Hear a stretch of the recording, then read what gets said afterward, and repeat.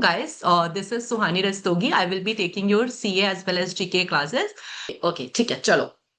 Let us begin now. For CLAT, I can tell you guys that I hope you both are aware of the fact that in CLAT you get long passages now. They are not one-liners anymore. And you need to know the details of the burning issues. ठीक है? तो one thing that is common in both the exams and that is for all the exams is that first thing is that okay, you'll have classes on a weekly basis. Okay, then sometimes if time permits we'll have quiz classes as well because quiz makes you perfect. Then second thing is newspaper. I hope everybody reads newspaper here. If not, guys, there is no shortcut to newspaper. Okay, if you think that you'll just attend these classes and you'll benefit out of it, no, you will not, because newspaper is very important. Okay, and thirdly, just pick up any monthly magazine that you're comfortable with. Do you get a magazine here in this institution? Current Affairs magazine?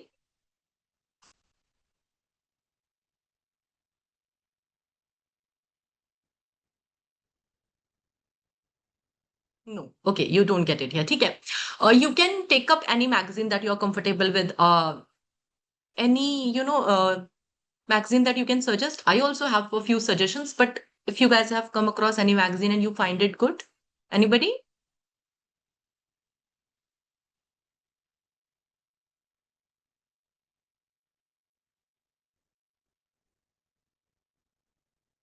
And Vaishnavi, you said that you get around 32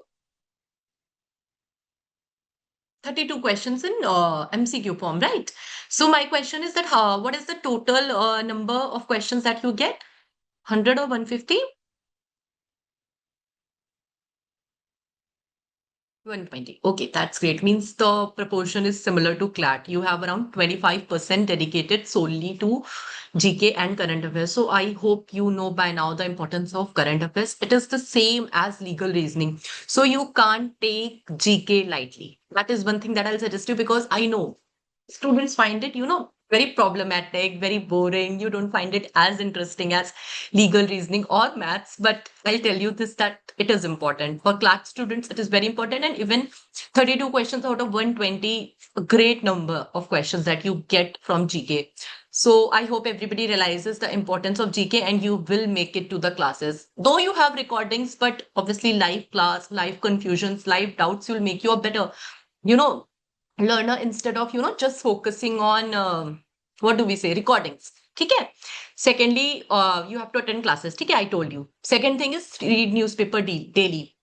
If you talk about the best newspaper, there is no best newspaper. Generally, these are the kind of questions that I get in my classes. That ma'am, which paper should we read? It can be any newspaper, be it the Hindu, be it the Indian Express. Because see, resources are same. Okay, whatever the events are happening, it is happening throughout the country, and every paper is doing that only. Okay, but you just have to find your niche. कि ठीक है, I am more comfortable with the Hindu or I am more comfortable with the Indian Express. Both are equally good. Just find your own niche. Okay, their editorial is very important. Very, very important. Guys, you get direct questions from editorial. ठीक है, तो वो देख लेना. पहले बताओ कुछ समझ आ रहा है? तो मैं बोले जा रही हूँ. Nobody is responding. हाँ जी. Everybody? Okay, okay, okay. That's great. ठीक है. So newspaper is very important. Actually, I have a para made. जिसमें लिखा हुआ है कि what is important in newspaper and what is not. If you want, you can just ask sir. I'll forward that message to him and you can just sort out your newspaper on the basis of that paragraph. Okay, it's a very good paragraph that I have written to how to read a newspaper. Okay. Now, coming to the third point. What was the third point? Tell me if you guys were listening to me. Tell me.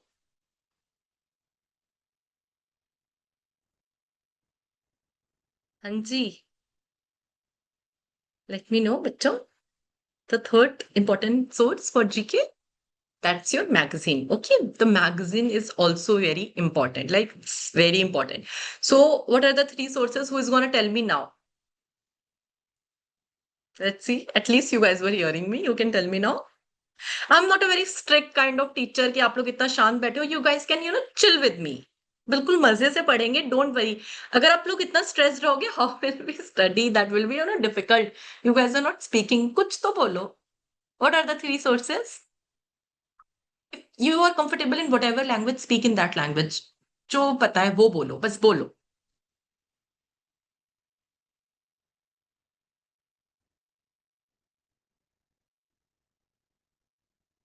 Nobody. Riya, Siri, Vaishnavi, Sayali. Nobody will speak. Okay, okay, okay. Faz, nobody. Nobody. Please. So you guys are typing. Let's see if I get any messages. Okay. No issues, no issues. Stick. Chalo. If you guys don't want to tell me, that is completely fine. Shall we begin with our topics now? Least.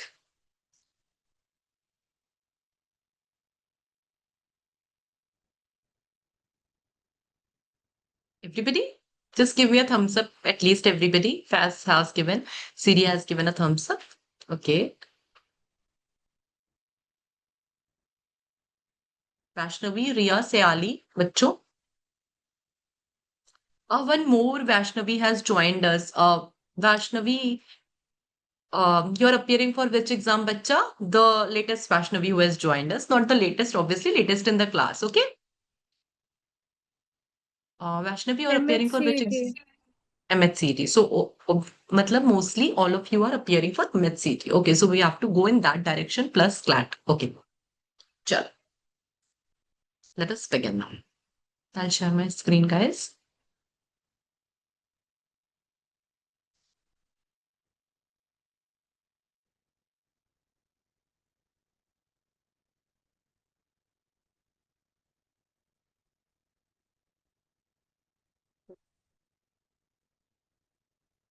I hope you all can see my screen, everybody. You guys can see my screen?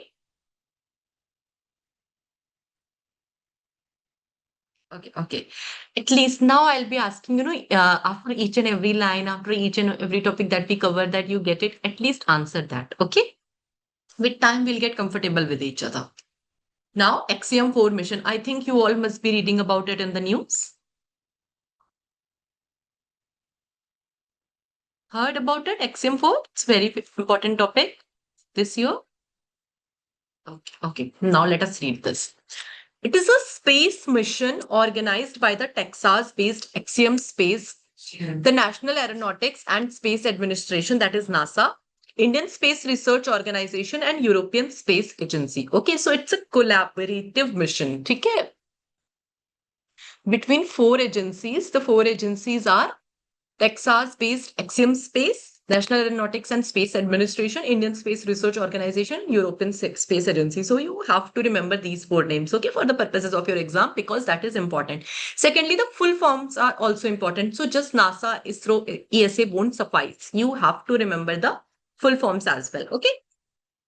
Clear? And in case they ask you that who is organizing the Axiom 4 mission, the answer will be it's Axiom Space. Okay. In case they ask you about all the four, then you have to remember all the four. Okay. But in case they ask you this, that who is organizing the Axiom 4 mission, Axiom Space is organizing. So they are the main people responsible behind the mission. Okay. Clear till here, everybody? Any confusions, any doubts till here? Okay, okay. It is NASA's fourth all-private astronaut mission to the International Space Station. So I hope everybody is aware of it. It's a space mission wherein four people, four humans are being sent to space to conduct research on space, its environment and everything. So it is NASA's fourth all-private astronaut mission. So what do we mean by NASA's fourth all-private astronaut mission? Since Axiom Space is a private company, the infrastructure that is there is private. Okay? That is why it's a fourth private mission of NASA, because it is in joint collaboration with private entities. NASA's joint collaboration with private entities for the fourth time. Okay? Though this is not very important. The crew includes 4 astronauts. Group Captain Shubhanshu Shukla, obviously we all know him. He's from India, that is IAF, Indian Air Force. Okay. From India, Commander Peggy Whitson from US, and mission specialist Slavoj Uznancy Winicki, a European Space Agency project astronaut from Poland. His name is actually very difficult. Tibor Kapu representing the Hungarian Space Office. Guys, the names are very important. Even if you're appearing for MHCT, whatever exams, they can give you options and ask you that who is the person from Poland going to the space, like went to the space. Okay. So it is Slovaks, Uznansky, Winniski. So all the fours are very important. All the 4 people are very important. Chances are less that they'll ask you Shumanshu Shukla because everybody knows him. So the other 3 names you have to remember. Clear?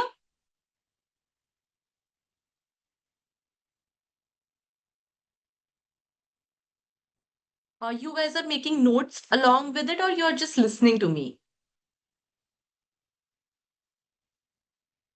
You guys make notes along with it, right? Okay, okay, that's good. Shall I move ahead? Noted? Ria se Ali Bacha, noted?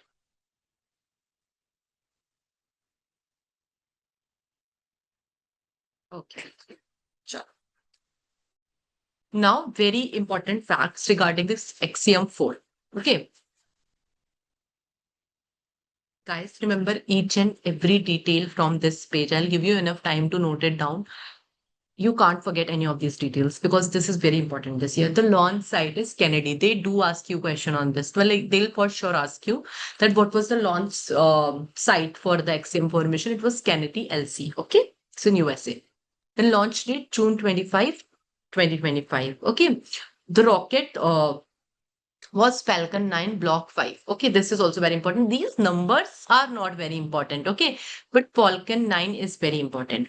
Then docking date June 26, like the date on which they will reach there. Landing site Pacific Ocean near Los Angeles. When they will come back, they will land on the Pacific Ocean. Spacecraft, the Dragon capsule, the Crew Dragon. SpaceX Crew Dragon. Okay, that is the full name. Developed by SpaceX. It's written SpaceX. Okay. Then recovery ambition on. I will tell you what do we mean by recovery capsule, but all these are factual details that you have to remember. Okay. Just note it down and let me know when you guys are done. Okay.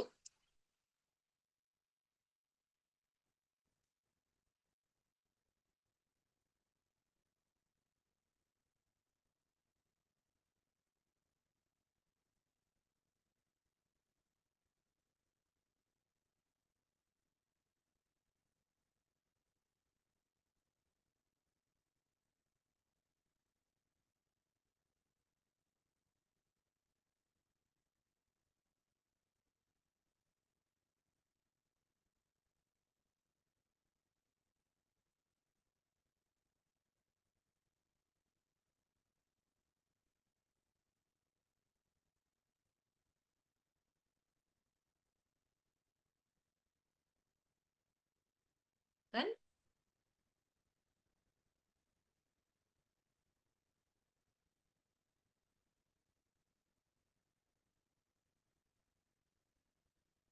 Then I'll explain the 7th point as well. Recovery weapon will be MV Shannon, formerly known as MV Geo Navigator, is one of SpaceX 2 Dragon capsule recovery vessels. So basically, SpaceX has 2 recovery vessels. Out of them, one is MV Shannon. That will be the Axiom Ports recovery capsule. Now, what do we mean by recovery capsules? When they will come back, they will land on the Pacific Ocean. Okay? When they will splash in water, this MV Shannon will go and recover them, bring them back, and then they will be sent for medical checkup and all.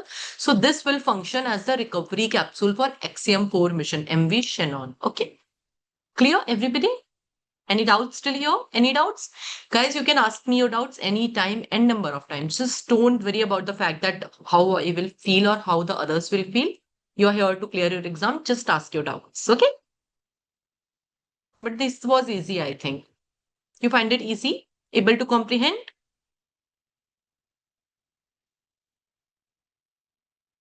बच्चों थोड़ा बोल लो please मुझे बहुत अच्छा लगेगा मैं ही बोलती रहूं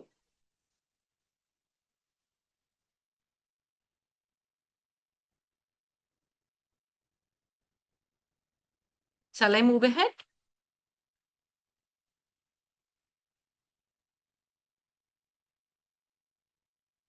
Chalo, let us move ahead. Okay. Now, what is the significance for India with respect to this XCM-4 mission? Shubhanshu Shukla is India's second national astronaut to go to space since 1984. Okay, who was the first? Anybody? If you are aware, who was the first person to go to space from India? If you guys are aware of his name, let me know.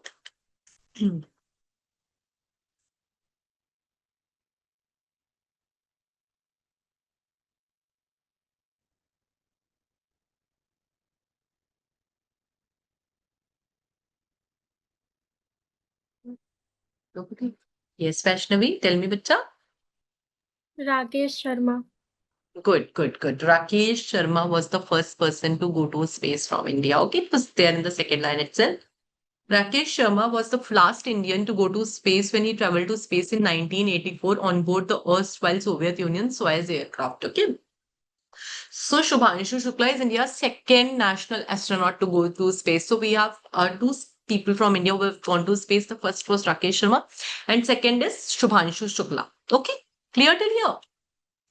Rakesh Sharma went in, 1984, like I think it's been 30, 40 years. It was a Soviet Union's project, and this is Axiom Space Project. So till date, if they ask you that has anybody been to space from an Indian project, no. We have one upcoming project that is Gaganyaan. I think all of you must have heard of this project, that is Project Gaganyaan, in which this is going to be India's first mission, manned mission to space. First manned mission to space. Okay, everybody. So, it's there in the second para itself. AX4 represents a milestone for India's Indian human spaceflight program integrating with ISRO's Gaganyaan initiative. So, ISRO is actually, launching this mission. I think it's in 2027. You can just confirm the year. The year is not important for you right now. The name of the project is Gaganyaan, wherein we will be sending 4 astronauts to space from an Indian project. That will be a solely Indian project. Okay. Gaganyaan is India's independent manned space program. So, 2 people have been to space, that is Shubhanshu Shukla and Rakesh Sharma. But Rakesh Sharma went from, Soviet Union, and Shubhanshu Shukla is through Axiom Space. Okay, it's a joint collaborative efforts of 4 agencies. Clear till here, everybody? Clear? Yeah. Any doubts till here? Just ask me, bachcho.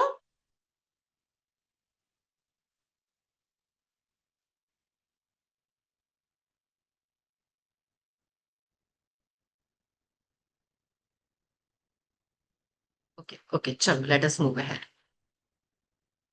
AX4 provides the first opportunity for an Indian astronaut, Shubhanshu Shukla, to fly on a commercial mission to the ISS. Now, you guys must be having this doubt that why is the first, because Rakesh Sharma has already been to space. ये doubt है या clear है? चलो ये बताओ.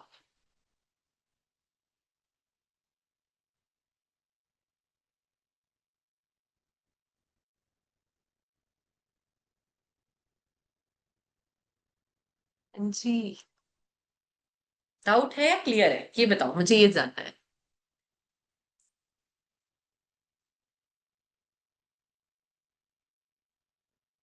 Guys, if you won't interact, no, it would be really boring. मैं आपके लिए कह रही हूँ, थोड़ा सा interact करो ना, तभी तो आप अच्छे से attempt कर पाओगे. You will be able to, crack your GK current affairs only when, we guys interact. Okay, we have a few messages. Say Alice is clear.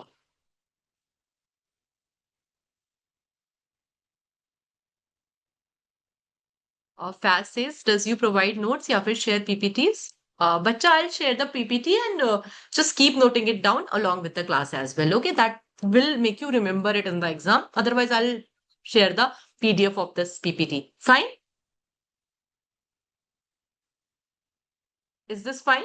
Or you want me to dictate things? It's already there on the screen, so I don't dictate because you guys can note it down. Whatever is important, whatever additional details are required, I'll just note it down.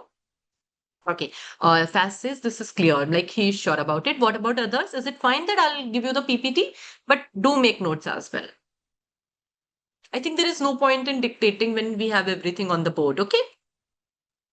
Okay. Okay. That's great. Shukla will conduct experiments developed by, yeah, we were here on the first point. AX4 provides the first opportunity for an Indian astronaut, Shubhanshu Shukla, to fly on a commercial mission to the ISS. Why? Because ISS got ready in 2011. Okay. And Rakesh Sharma went to space in 1984. There was no ISS back then. So, guys, read the question very clearly in the exam. If they ask you, who's the first person to go to space, your answer would be answer. The question is, who was the first person to go to space? First Indian to go to space. Sorry. First Indian.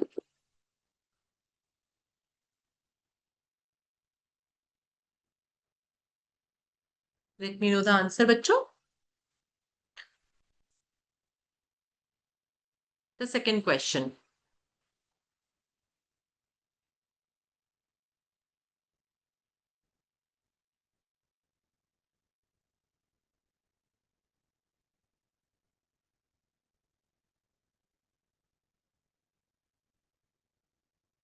Okay, we have two answers. That's great. You guys are speaking. Yeah, that is the right answer for the first question, bachcho. Second question. See, this is a very simple one, but why I am writing it here so that you don't get confused in the exam. That if they ask you that who was the first person to go to ISS, the answer would be different. The first person to first Indian actually, the corrector to go to space is Rakesh Sharma. Clear? Answer the second one.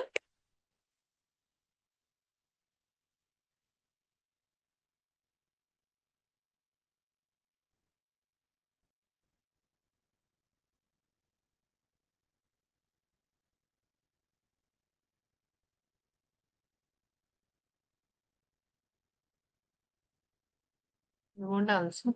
Okay, I have a few answers. Okay, let's see who has answered. You'll get comfortable with time. Shubhanshu Shukla. Okay, that's great. It's there on the screen itself. You guys must be thinking कि ma'am पागल हो गई हैं क्या ये सामने ही तो लिखा है क्यों पूछ रही हैं I'm asking so that you guys don't attempt it wrong in the exam, okay? So don't think कि मैम पागल हो गई. Hi, can you please pass me water? Shukla will conduct experiments developed. Okay, we have a message in the chat box. Yeah. Good, Sayali. Good, Ria. It's Shubhanshu Shukla. Okay. Shukla will conduct experiments developed by ISRO and Indian institutions, including studies of cognitive effects of screen use, microbial adaptation, muscle atrophy, and crop resilience in microgravity. So when he'll go to space, Shubhanshu Shukla will conduct, experiments developed by ISRO and other Indian institutions. The topics are going to be screen use, cognitive effects of screen use, microbial adaptation, muscle atrophy, and crop resilience in microgravity. So anybody from the science background?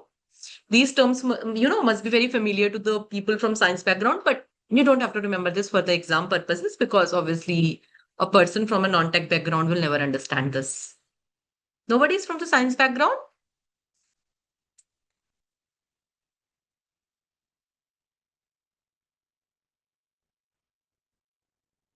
Sayali is from the science background. Okay, that's great, Sayali. So have you heard these terms? Bacha? Yes or no तो आप लोग बोल सकते हो ऐसे mic on करके भी देखो I am continuously speaking since last I think 40 minutes. So when you guys can speak yes, no, itna? No, ma'am. Acha, Vaishnavi has not heard these terms. Okay, chalo, let us move ahead. ठीक है. Acha, just let me know, clear till here? Like whatever we read till here, is it clear?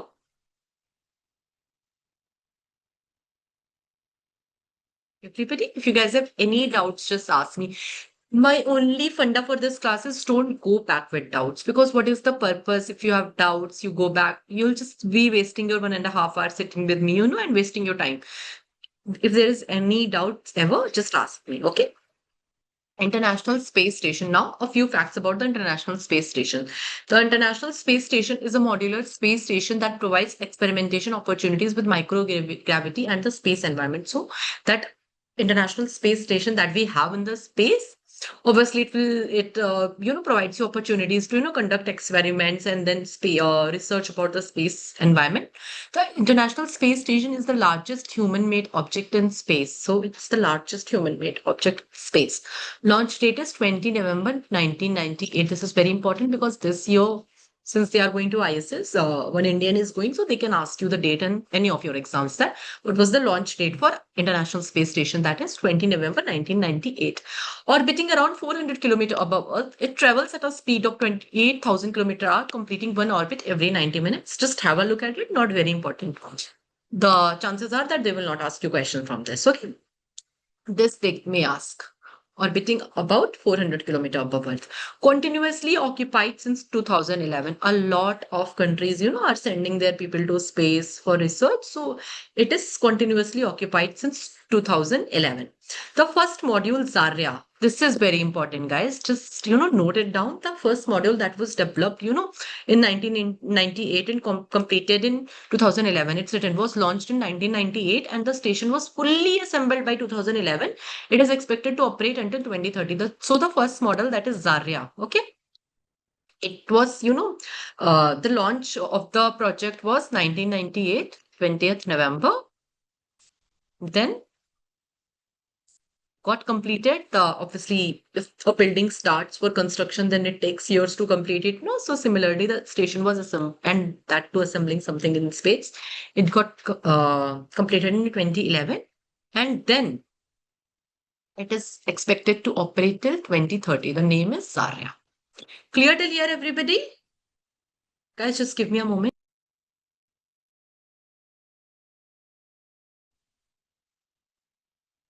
Clear, everybody? Noted it down.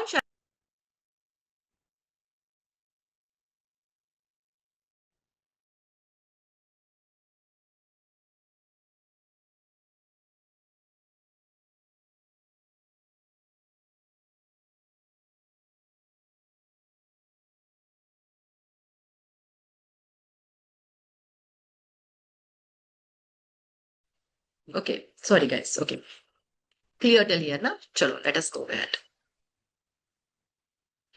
It is now that ISS is jointly established and operated by 5 entities. So, guys, remember this. People have this confusion. Students, think that ISS is owned by NASA only. No, it is a joint um venture by 5 countries, 5 different entities. It is jointly established and operated by 5 entities. NASA, the State Corporation for Space Activities, Japan Aerospace Exploration Agency, JAXA, European Space Agency, and Canadian Space Agency. So you have to remember these full forms as well. See, guys, when it comes to static GK, a lot of you, maybe having questions that we have GK as well in the exam, that static GK part. The static GK they ask, is generally from the current only. For instance, they will ask you the full form of Japan Aerospace Exploration Agency. You will think that's a static GK question, और ये तो agency का question आ गया, पढ़ के भी नहीं आए थे full form. But देखो, it is related to a current affair, but they are asking you like a static GK question. ठीक है? तो mostly whatever is static GK is important. We will cover it in the class itself, कि ताकि आपका static GK भी prepare होता रहे. Okay? Clear till here, everybody?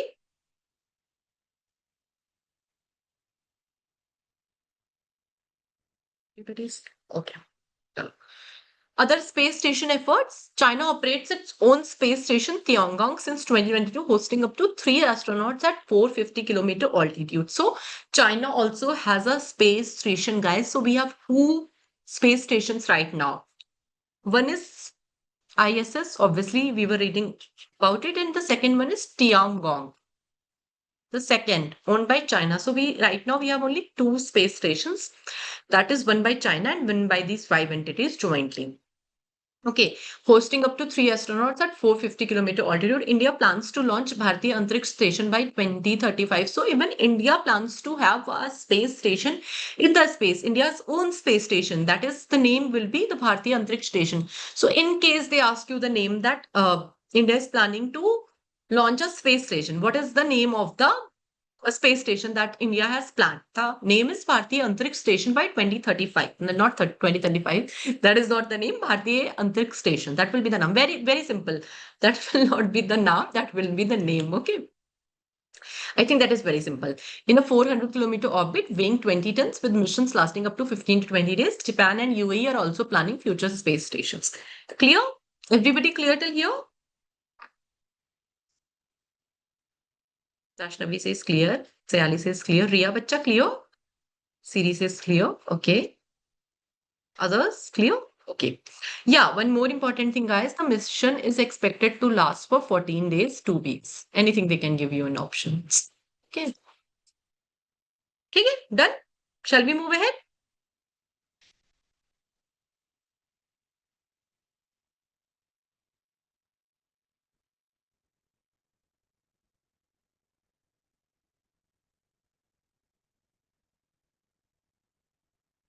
Okay, by mistake, my camera went off.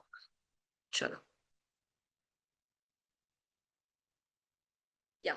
So we are done with that news. Everybody just give me a thumbs up. No, no thumbs up. Just tell me on the mic that it is clear. Is the previous topic clear? Yes or no? We Yes, have ma'am. covered all the possible Yes. questions that you can get from XCM Yes. formation. All the questions.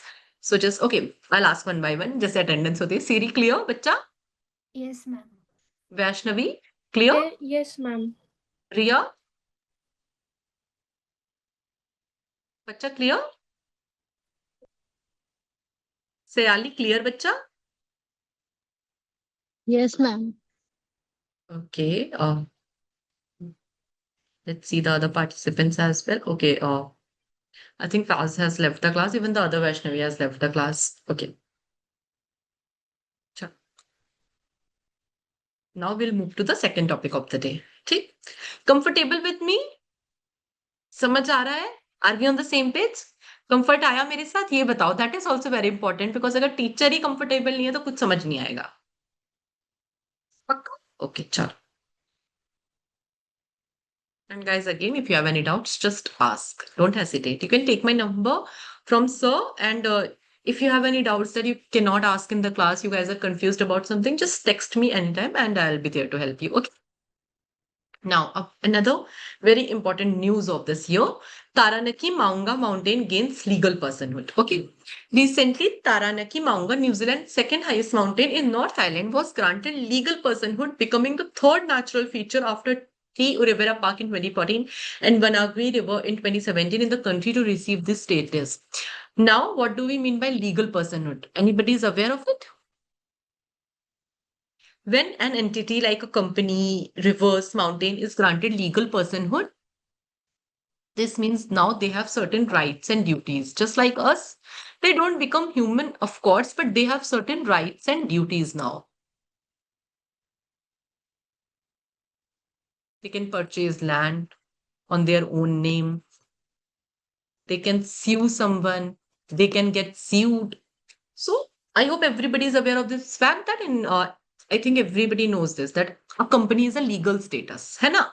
So this mountain recently has been granted legal personhood. That now that mountain has certain rights. It can sue if somebody violates their rights. It has certain duties as well. And now they can purchase land on their own and they can even sue and be sued. Clear? What do we mean by legal personhood?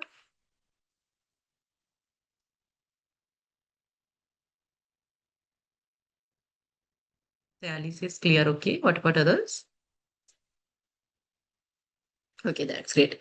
It will now be officially recognized by its Maori name, replacing the colonial name Mount Egmont. So remember these guys that if they ask you in exam that what was the colonial name of Taranaki Maunga, it was Mount Egmont. Now it will be recognized by its Maori name. What is the Maori name? If you can infer it from the para, people who are appearing for CLAT, and even if you are not appearing, just apply your mind. What is the Maori name?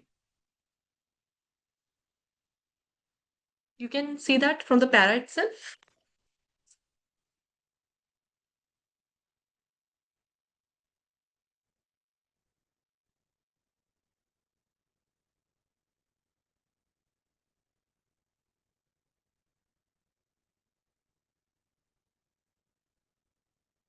बताओ. Maori is the tribes. Yeah, but it's the tribes, obviously. But now that mountain will be recognized by its Maori name, right? Maori are the indigenous tribes of New Zealand. But we have a name for the mountain as well, no? So what is the name of the mountain? The Maori name of the mountain. It will replace the Mount Egmont colonial name.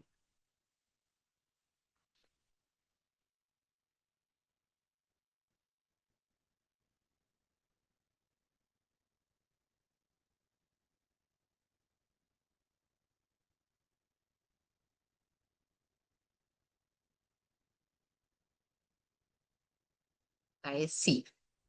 In the beginning itself, it was written that it is Taranaki Maunga. This is the Maori name. Okay, and students who are appearing for CLAD this year, I think there are two students. You have to be, this analytical. आपको ऐसा दिमाग चलाना पड़ेगा कि from the para itself, you should, decipher that Taranaki Maunga, it's the Maori name. And earlier, the colonial name was Mount Egmont. Maori are the indigenous tribes of New Zealand. Okay, clear? Now about Mount Taranaki. Types stratovolcano composite cone with a symmetrical. Do you have a message? Let's see. It's okay. It's okay, Riya. Type stratovolcano composite cone with a symmetrical shape. That's the type of the mountain. Chances are less that they'll ask you a question. For I have just made a PPT so that in case they ask you, you just have a remembrance that yeah, ma'am taught us this. Formation result of Pacific plate subducting beneath the Australian plate.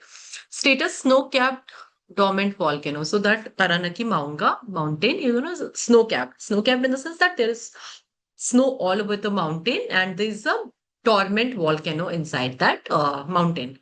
Aoraki Mount Cook, located in the Southern Alps, is the highest mountain in New Zealand, while Mount Tasman is second highest, guys. Again, very important. Since Mount Taranaki is in news, that the other static question that they can ask you that which is the highest mountain in New Zealand? It's Aoraki, Mount Cook, and the second one is Mount Tasman. Okay, clear?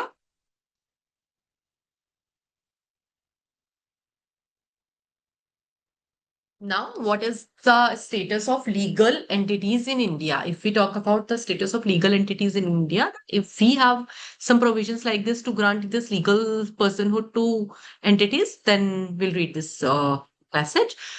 The second, para. Uttarakhand HC, Uttarakhand High Court in 2017 and 18 granted legal personhood to Ganga and Yamuna rivers, Gangotri and Yamunotri glaciers, and later extended equal rights to all animals. The Supreme Court stayed the river ruling. Supreme Court basically stayed the whole ruling, and in 2021, they, rejected this contention. And the suit was dismissed. Okay. So the Uttarakhand SC, they wanted to grant this legal personhood status to Ganga and Yamuna. Okay. And Gangotri, Yamunotri plus animals. But Supreme Court declined it. Okay. Punjab and Haryana SC in 2020 has declared Sukhna Lake. I hope you must have heard of this lake. It's in Chandigarh, a living entity for environmental protection. So they have granted the status of living entity to Sukhna Lake, the Punjab and Haryana court. Okay. While conferring legal personality on natural resources like rivers, forest, waterfalls, mountain, lakes is not common in India, the law does protect them from exploitation. So like other countries, for instance, New Zealand has granted this legal personhood status to 3 entities. Okay? Mount Taranaki, then we had one park and one river. But when it comes to India, we don't have this as a very common feature here that we grant the status to everybody, every entity or the like other entities. So, but that does not mean that we are not, environment lovers. I think everybody is aware of this fact कि India में बहुत ज़्यादा environment से प्यार है. So we also protect our entities, but through other ways, not granting them legal status, but through other ways. What are those other ways? We have it in here. Several legislations like the Water Prevention and Control of Pollution Act 1974, the Wildlife Protection Act 1972, the Environment Protection Act 1986, and the Forest Conservation Act 1982 seeks to protect natural resources. Water prevention is obviously for rivers. Okay. Wildlife Protection Act is for the animals, wildlife that we have. Okay. Then Environmental Protection Act is obviously for environment. Forest Conservation Act is for forest. You don't have to remember the names of the acts and all. They won't ask you. This is just for your information that even we have some protection for the environment, but this is through these acts. If somebody, violates these acts, then there will be liability on them. In a number of cases, including MC Mehta versus Union of India, the right to live in pollution-free environment is a part of fundamental right to life under Article 21 of the Constitution of India. Guys, this is very important. In MC Mehta versus Union of India, right to live in a pollution-free environment was declared a fundamental right under Article 21 of the Constitution. So the direct question that they will ask you in exam is that right to pollution-free environment is a right under which of the following article of the Constitution of India? So your answer would be, tell me now, what would be your answer if they ask you this question? Is the question clear? That right to live in a pollution-free environment is a right under which of the following articles of the Constitution of India? Which article? 21. Vaishnavi says 21. Okay, what about others? 21. Hanji Siri? 21. Okay, Ria Sayali. Bacha? Ria's mic is not working, I think. Ria can type it in the chat box. Sayali?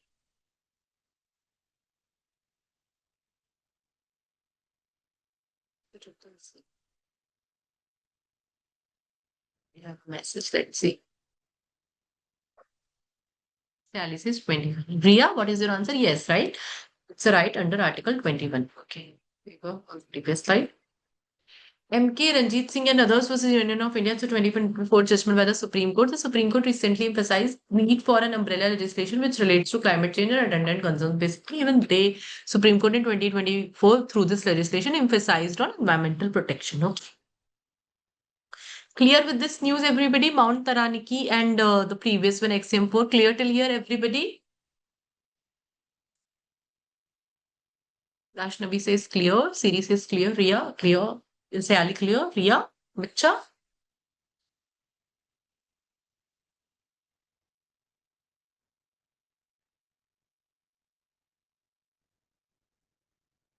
Ria is also clear. Chalo.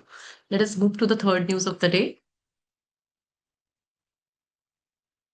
50 years of emergency. Okay, this is also a very important news this year. This makes your legal current affairs as well.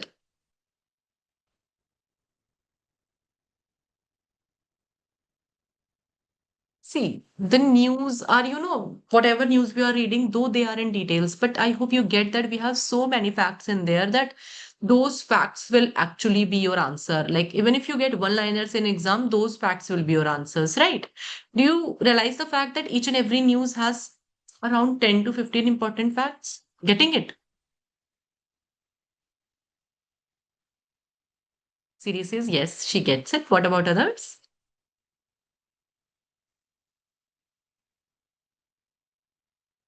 Ria Sayali, Ria Bacha, clear, no? Okay. So never think that why are we covering this news in so much detail? So for CLAT aspirants, obviously this is required.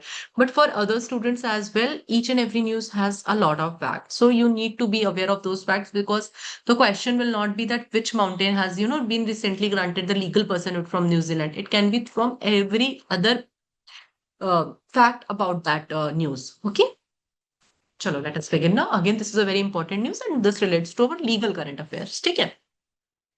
On June 25, 1975, national emergency was invoked by the Indira Gandhi government. June 25 this year marked 50 years of emergency. Though the first question, how many of years of emergency? 50 years.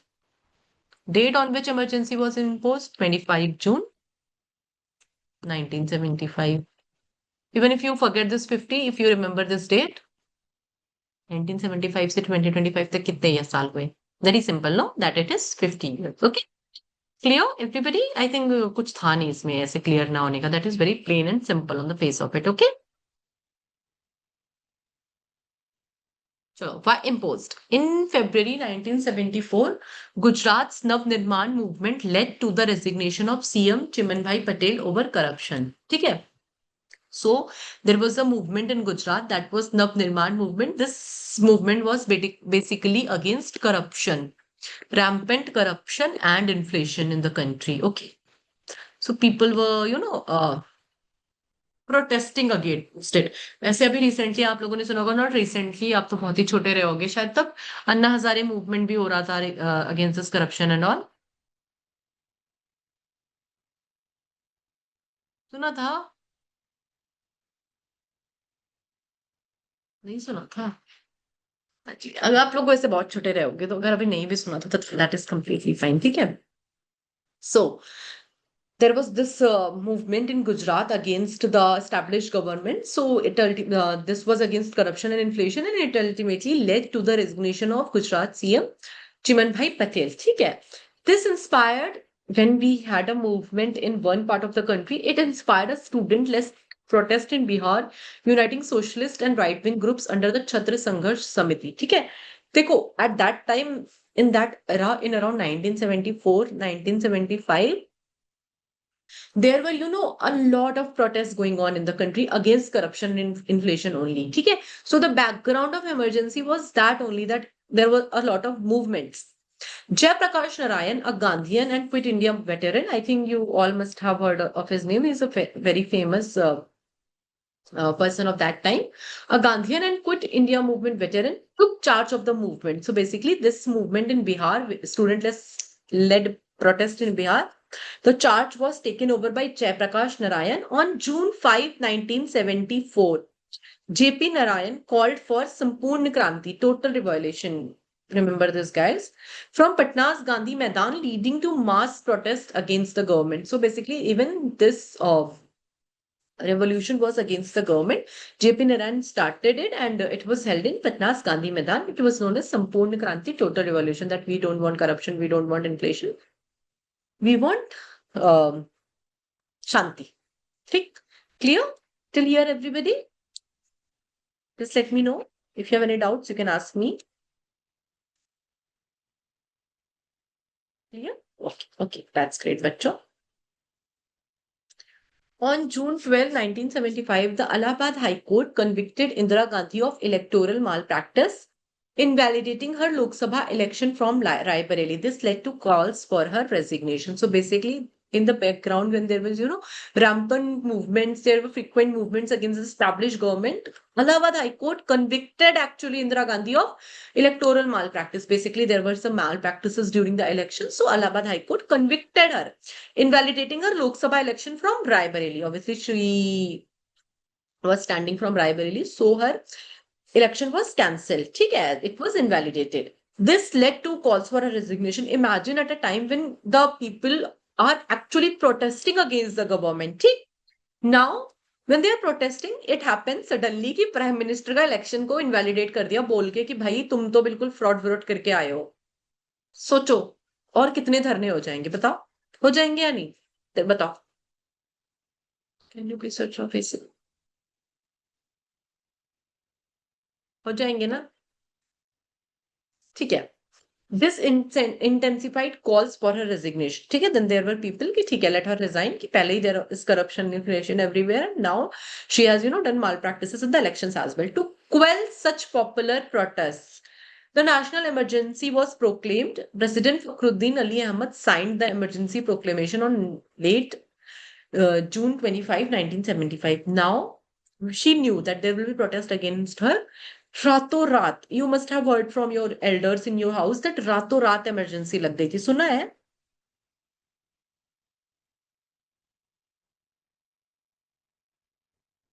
Guys, just give me a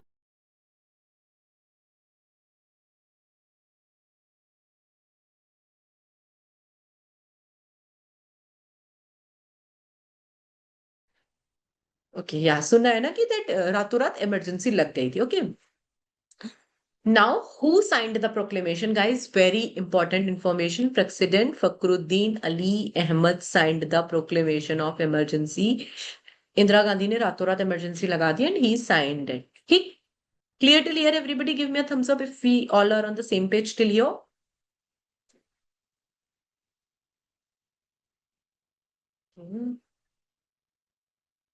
Okay.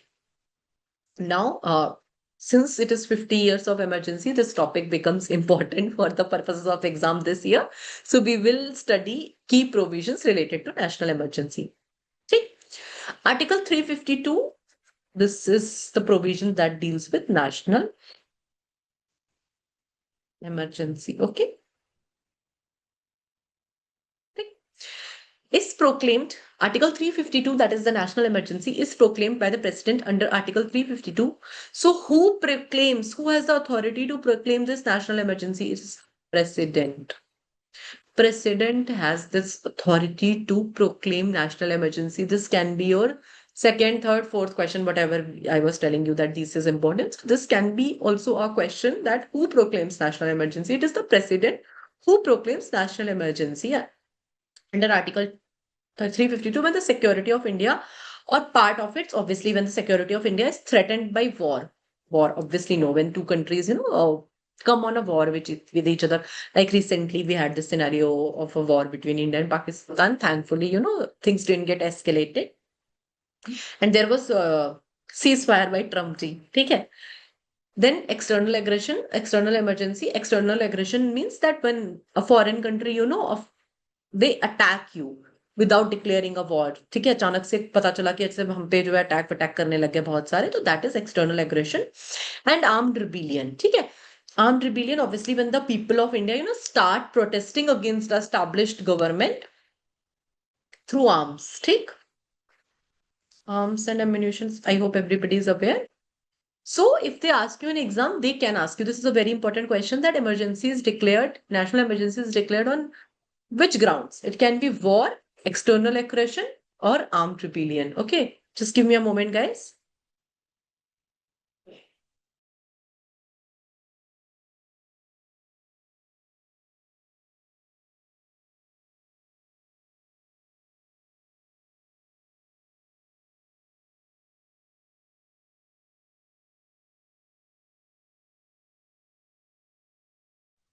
ठीक है. Okay, so clear, everybody clear with the grounds? You have to remember these three grounds. They will ask you, and they will give you a fourth option as well. You have to, opt that option out, that this is not a ground. Take clear? Now, this armed rebellion was added by the 44th Amendment. Asha, tell me, what all subjects have you covered in legal reasoning till now, bachcho?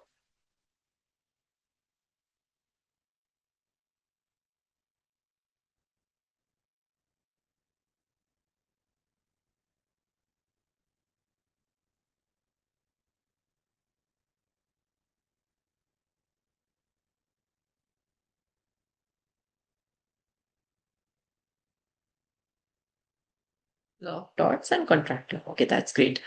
I hope you have a rough idea that there is a constitution and whatever, changes are made in the constitution, they are known as amendment.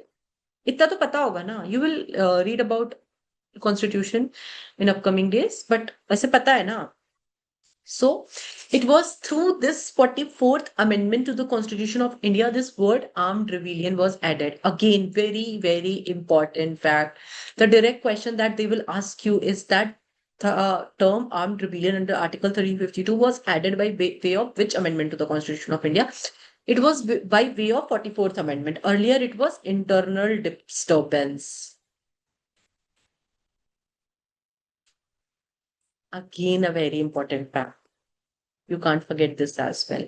They will ask you a question on this also. They can ask you that in place of armed rebellion, what was the earlier term? It was internal disturbance. ठीक है, देखो, इंदिरा गांधी, क्या बोलेंगे इस term का फायदा उठाया, that there is internal disturbance, there is internal disturbance in the country, there are protests going on in the country, so let's put a emergency. अगर आज का scenario होता, would have been she able to do that? War नहीं है, external aggression नहीं है, not even armed rebellion. ठीक है, so she wouldn't have been able to do that. तो इसलिए 44th amendment में they changed that internal disturbance, to prevent misuse of Article 352, they changed it to internal disturbance. Everybody clear till here? If you guys have any doubts, just ask me. Don't hesitate, बच्चों. Just ask कि ma'am this point is not clear. Can you explain again? Ma'am ये समझ नहीं आ रहा है. पूछो, जो पूछना है पूछो बच्चों. सयाली बच्चा clear?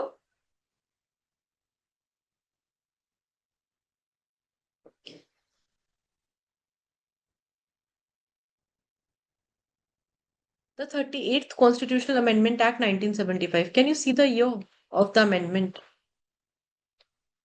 Same year in which the emergency was imposed, made the declaration of a national emergency immune from judicial review. This was done to avoid judicial challenge to the emergency proclaimed on June 25, 1975. So basically, as soon as she announced an emergency, तुरंत ही उन्होंने they came up with this 38th Constitutional Amendment Act in which they said कि emergency can't be challenged in a court of law. ठीक. So if I have imposed an emergency, you cannot question the legality of emergency. It is immune from judicial review. Now, what is judicial review? Judicial review emanates, if they ask you a question on this in exam, this is very important, guys. It emanates from Article 13 of Constitution. Okay? It emanates from Article 13 of the Constitution. The direct question that they will ask you, that judicial review emanates from which article of the Constitution? Okay, we have a message. Ria, wherever it is important, I tell you. Okay, I have been, since the beginning of the class, I have been writing, no, that this date is important. Remember, this date is important. Remember, right? So wherever it is important, I'll tell you. Just note down that this is important. Okay, just put a star there and write this date is important. And wherever it is not important, I'll ask you just ignore it. Okay. Okay. As I told you that this date is important, so this June 25, because this year marks the 50 years of emergency. So this time it becomes important. Maybe this may not be as important in 2028 when you are appearing for clerk. So the 38th Constitutional Amendment Act 1975, this you will remember 1975, that emergency was made immune from judicial review because the same year as emergency. Okay, so judicial review emanates from Article 13 of the Constitution of India. Now, what is judicial reviews? We have three organs of the government. Everybody is aware of this fact that we have three organs. What are those three organs? Batao. No, I won't tell. I will tell in case you don't know, but you have to tell me now. Tell me, what are those three organs of the government?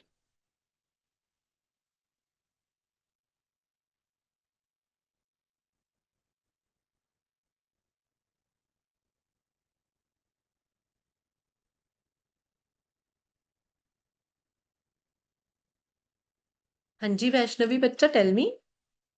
Legislative, executive, and judiciary.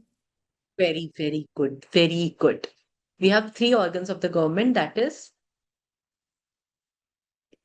legislature, executive, as well as judiciary. Okay. Now, to keep a check on these three organs of the government, that they are acting within the domain of the Constitution. I hope everybody is aware of the fact that none of the organs of the government, not even the Supreme Court and High Courts, can act outside the Constitution. When it comes to the supreme factor, Constitution is supreme in India. Okay? These three organs act within the domain of the Constitution. They don't violate the Constitution. To keep a check on these organs, we have concept of judicial review. Okay? That judiciary can review your actions. This is the simple meaning, that judicial reviews, judiciary can review your actions, that you are acting within the domain of the Constitution. It comes out of Article 13 of the Constitution of India. Okay. Clear till here, everybody?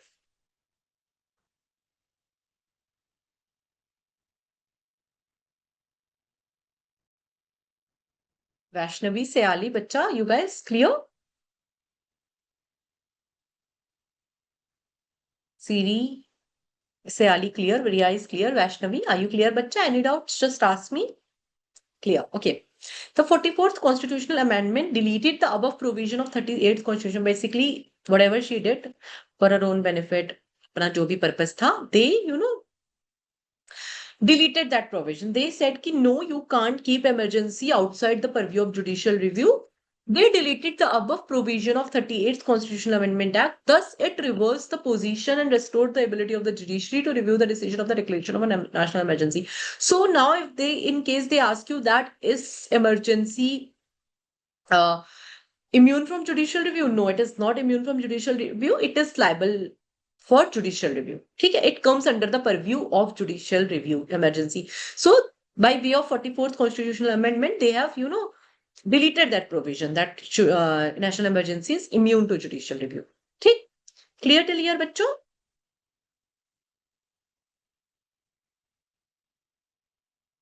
See, I have this very irritating habit of asking after each and every line, clear, clear, clear. See, Victor, we are not sitting in a online setup. Like we are sitting in an online setup and we are not sitting in an offline setup. You know, where you guys are sitting, I'm in front of you and I can read your faces because the teacher can read students' faces. So I can't read you, right? Agree. Now, if I have to see that you guys have understood, because my only purpose is that if you are coming to the class, you are giving me your 1.5 hour, you're wasting your 1.5 hour, you go back with, you know, clarity in your mind कि हाँ ma'am ने आज ये 3 topics पढ़ाए हैं, we are crystal clear with it. तो फिर मैं ये इरिटेटिंग हरकत करूंगी, सॉरी, कि बताओ बताओ बताओ बताओ, अगर क्योंकि अगर आपका ये नहीं आया, मैं समझ जाऊंगी आपको नहीं समझ आया, then I can explain it again. So if you, even if you guys don't have any doubts, it is not necessary that always you will have doubts. Some students don't have any doubts. I was that one student, क्योंकि मुझे भी कोई doubt नहीं होता था, ठीक है, लेकिन मुझे ये एक डाउट होता था, वो डाउट ये होता था कि ma'am can you please that portion again because I didn't get it. So you can have this doubt as well कि ma'am I didn't get, you can you please explain that again. तो I'll explain that again. जितनी बार बोलोगे, I'll explain it a number of times. Just ask me.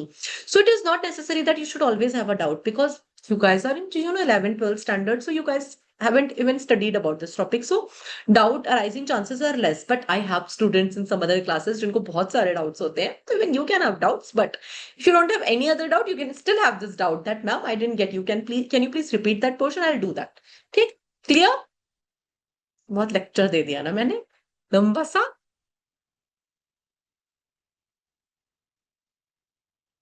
रिया जी, आप भी बता दीजिए.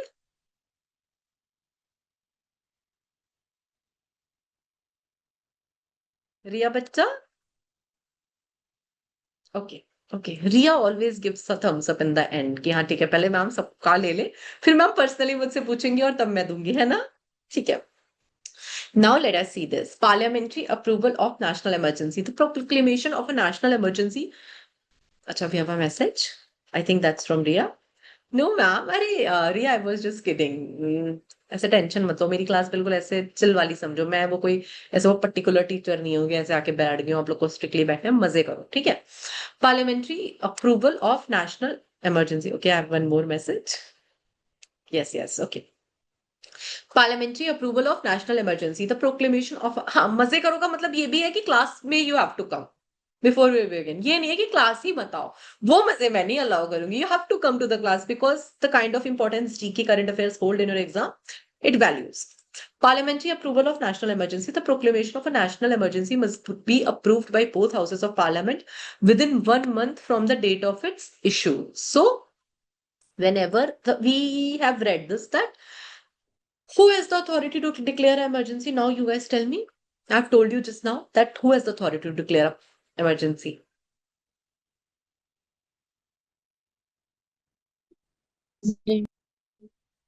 हाँ जी बच्चा.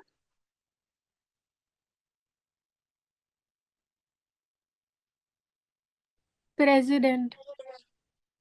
Yes, he says president. Yes, absolutely right. ठीक है.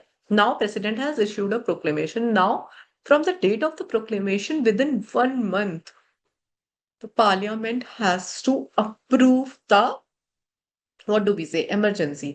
Now, by both houses, I hope everybody is aware of it. This can't even be a question that we have 2 houses in the parliament. That is the Lok Sabha as well as the Rajya Sabha. ठीक है.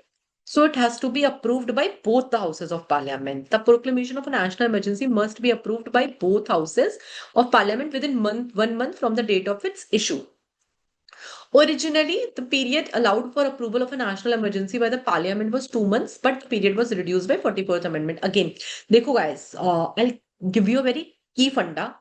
जो भी बेवकूफियां, I'll say, since you guys told me in the beginning itself that you guys are comfortable with Hindi, so I'm telling you this, that जो भी बेवकूफियां इन्होंने emergency में करी हैं, ठीक है, उन सबको जो ठीक किया है वो 44th अमेंडमेंट में किया है. ठीक, लाइक वी रेड की जुडिशरी के परव्यू से हटा दिया, दैट इज 44th अमेंडमेंट. फिर इन्होंने इंटरनल डिस्टर्बेंस के बेसिस पे लगाई थी तो इन्होंने armed rebellion, that is 44th amendment.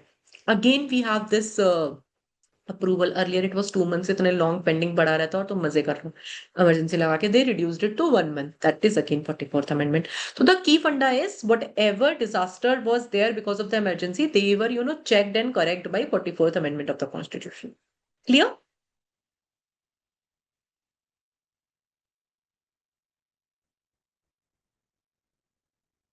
So originally the period was 2 months for taking the approval of the parliament, but now they have reduced it to 1 month. So in case they ask you a question that within how many months the parliament has to approve, it has to approve within 1 month from the date of its issue. Second thing is that it has to be approved by both the houses. President proclaims emergency. Okay. If the proclamation of national emergency is issued at a time when the Lok Sabha had been dissolved or the dissolution of Lok Sabha takes place during 1 month without approving the proclamation, then the proclamation survives until 30 days from the first sitting of the new constituted Lok Sabha, provided the Raj Sabha has in the meantime approved it. Nothing complicated in this. Don't go onto the length of the para that this is such a complicated paragraph. No, it is not. Simply कि या तो Lok Sabha sitting में नहीं है उस time, या वो sitting में था और जो है डिसॉल्व हो गया, ठीक, without giving approval, as we read it right now that it has to be by both Lok Sabha and Raj Sabha, right? My writing is thoda sa bad. It is not that bad, but when it comes to screen, I don't know why it gets more bad. ठीक. Now, we all know that it has to be approved by Lok Sabha and Raj Sabha both. ठीक, clear till here. Now, the scenario may arise that the Lok Sabha is dissolved. It is not functioning right now. Or it is sitting, but before giving the approval, it gets dissolved. So within 1 month from the date of its next sitting, कभी तो election होंगे, वो बैठेगी ना दोबारा Lok Sabha. So within 1 month of the first 30 days from the first sitting of the new constituted Lok Sabha, provided the Rajya Sabha has in the meantime approved it. I hope everybody is aware of this fact that Rajya Sabha never dissolves. Aware? So if they ask you a question in exam on this, that which of the following house of the parliament never dissolves, that will be Rajya Sabha. Just give me a moment, guys.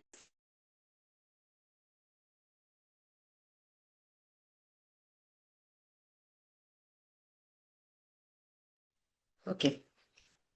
Rajya Sabha never dissolves. ठीक है. Duration of emergency. Just let me know. Is this clear, everybody? The first para. Acha, one more thing, guys, about Rajya Sabha. Every 2 years, 1/3 members retire, change, whatever we can say. The tenure of the members is 6 years. ठीक. Rajya Sabha may the tenure of the members is 6 years. Every 2 years, 1/3 member change. It never dissolves. ठीक. Clear? Duration of emergency. If approved by both houses of parliament, the national emergency continues for 6 months. It can be extended to an indefinite period with the approval of parliament every 6 months. So, guys, there are two factors here. First is that in one go, it can be only for 6 months. But if the parliament wants, it can be extended for, n number of years. But with every 6 months, they have to approve it again. So, when it comes to tenure of emergency, there is no limit to it. Okay? It can be for even 10 years, but with every 6 months, they have to get it approved again by the parliament. Clear with this fact? Everybody clear?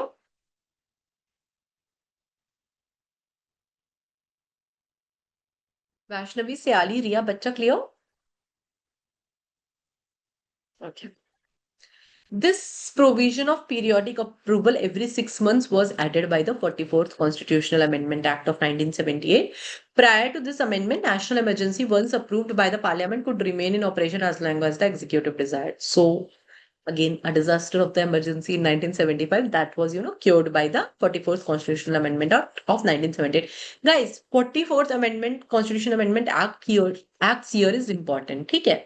In case they ask you that what was the year of the 44th Constitutional Amendment Act, it was 1978. Just remember it like this, that there were some disasters in 1975 and they cured it in 1978, just 3 years after the emergency. Okay.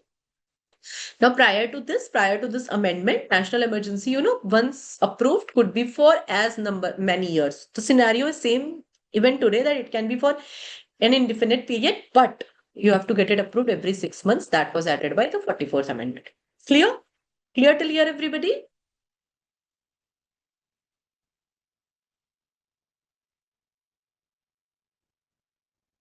great. Okay. Special majority. Every resolution approving the proclamation of national emergency or its continuation must be passed by either House of Parliament by a special majority, that is 50% of the total membership of the House and a majority of not less than two-thirds of the members present and voting. Every resolution approving the proclamation of national emergency or its continuation must be passed by either House of Parliament. Matlab, both have to approve it by a special majority, that is 50% of the total membership of the House and a majority of not less than two-thirds of the members present and voting. See, guys, if we get into the maths part, no, that what do we mean by this, ma'am? That will get technical for you right now. So remember, in case they ask you what is the majority required for the approval of emergency, that is special majority, first thing. In case they ask you what is the special majority for emergency, for the approval of emergency, just remember this: 50% of the total membership of the House and a majority of not less than two-thirds of the members present and voting. Just let me know if you have understood this fact.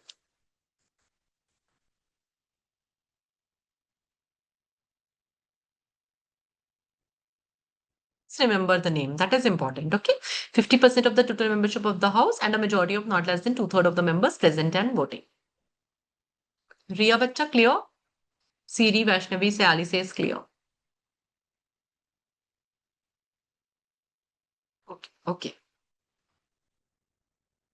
This provision of special majority was also added by one amendment. Now tell me कौन सा amendment हो सकता है? Let's see. आप लोग मेरी बात समझ भी रहे हो या नहीं? बताओ.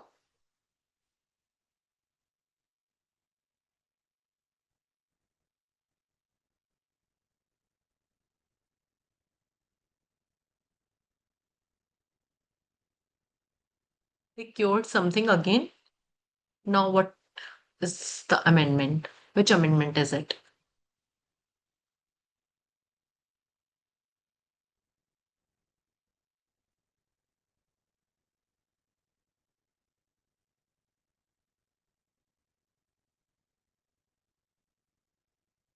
We have a message in the chat box. Series is 44th Amendment. What about others? We have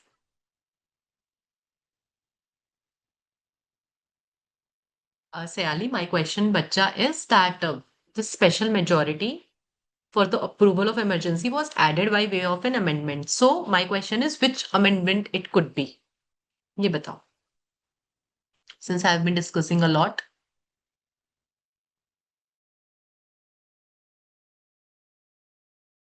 This 44th Amendment, series is 44th Amendment. Sally, Bacha, are you clear with the question?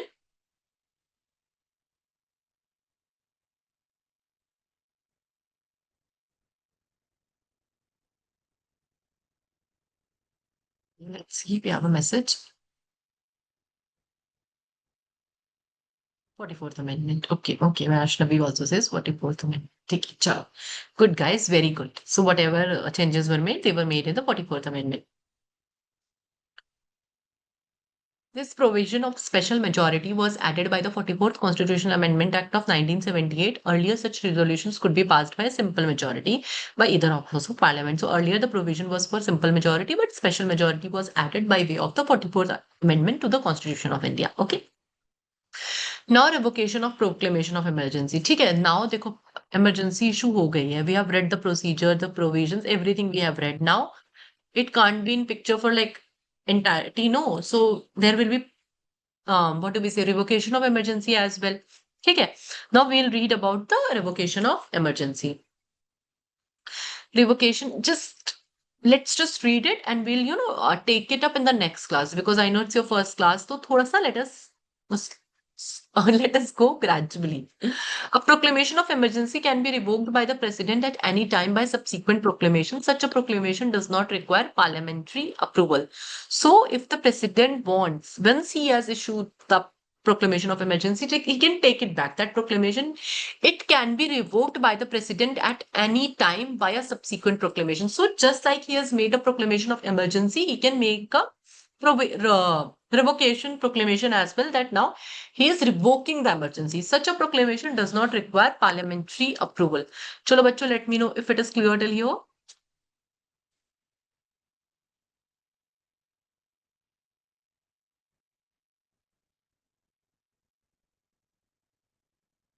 We have messages in the chat box. Yes, okay, that's great, Riya. Everybody is clear. The 44th Constitutional Amendment Act of 1978 mandated that the President must revoke a proclamation of national emergency if the Lok Sabha passes a resolution disapproving its continuation. Prior to that, a proclamation could be revoked by the President on his own, and Lok Sabha had no control in this regard. Now, I have to explain you this in details. So, the first point we have read, and I think it is clear to all of you that a president can revoke the emergency just like that. He does not need anybody's approval. Take, I hope this is clear till here to everybody. Now we'll take up from the second point in the next class. You guys just remind me, since I take a lot of classes, I tend to forget. You just remind me, ma'am, that we have to start from the second point of the revocation or proclamation of emergency. इतना कर दोगे ना मेरे लिए, बोलोगे ना next class में? ठीक है, just remind me and we'll take it up in the next class, because I don't want to burden you with too much information in just one class only. We'll take it gradually. And guys, just for my purposes, just tell me, how was the class? Did you like it? समझ आया? Like it तो छोड़ो. Like, are you able to understand me? Were you comfortable with me? Just let me know in the chat box. And यार अब तो यार थोड़ा chat box में लिख दो. I'll feel good.